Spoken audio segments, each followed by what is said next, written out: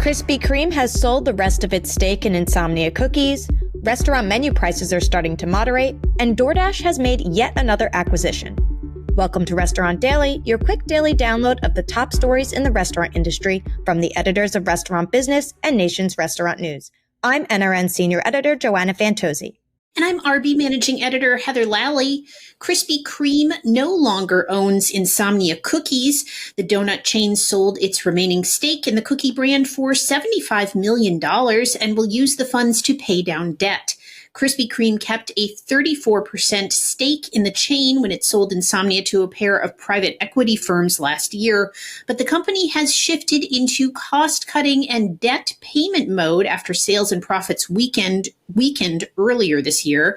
It's the latest in a series of moves for the struggling Krispy Kreme, including a delay in its McDonald's partnership rollout and the proposed overhaul of its corporate board. Restaurant menu prices continued their upward trend in May 2025, rising 0.3% from the previous month, the lowest monthly increase since January. Despite this slight moderation, year-over-year menu prices remain elevated at 3.8%, significantly above the general consumer price index. May also marked the 26th consecutive month where restaurant menu price increases outpaced grocery inflation.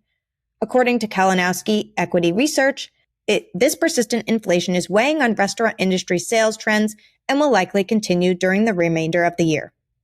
DoorDash is doubling down on its ads business. The delivery company acquired Symbiosis, an ad tech firm that will allow it to place ads for restaurants on Google and social media rather than just within its app. It also unveiled new tools, including AI-powered smart targeting that will target promotions to customers who are most likely to act on them. Ads are a fast-growing source of revenue for DoorDash. The business was launched in 2022 and broke $1 billion in revenue last year. Starbucks is putting more key decisions into the hands of its store managers.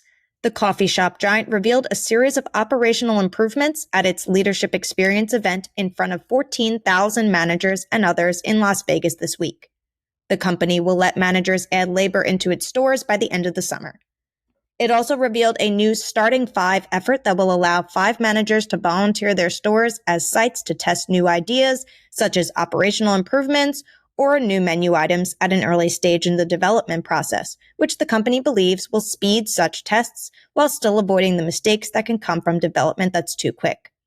The operations improvements are key for the coffee shop giant as it looks to reverse more than a year's worth of sales challenges. A pair of aging family dining chains are getting a makeover. Perkins and Huddle House have new branding, menus, and restaurant designs that are aimed at appealing to both new and old fans. Perkins now serves boba and frozen margaritas, for instance.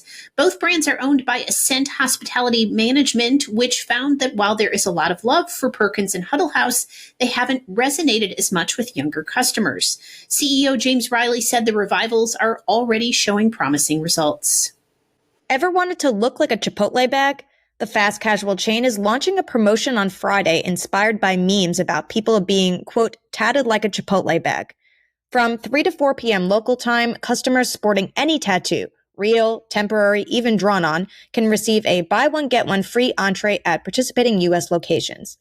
This event continues Chipotle's summer marketing campaign strategy, first shared during the company's first quarter earnings call. CEO Scott Boatwright noted that Chipotle will increase its marketing budget this summer to keep pace with peers who have historically invested more during the season. 7 Brew has named Christopher Held as its first chief supply officer. This new role will support the company's growth trajectory, which includes 163% year-over-year sales growth in 2024 and 78% unit count growth. Held joins from Inspire Brands and previously served at KFC and McKinsey. His appointment follows several recent executive additions to the chain, including Stephanie Quillen as Chief People Officer in April, Chris Dawson as President in January, and Nick Chavez as Chief Marketing Officer in December. And that'll do it for today's episode of Restaurant Daily. I'm Joanna Fantozzi. And I'm Heather Lally. Have a great day.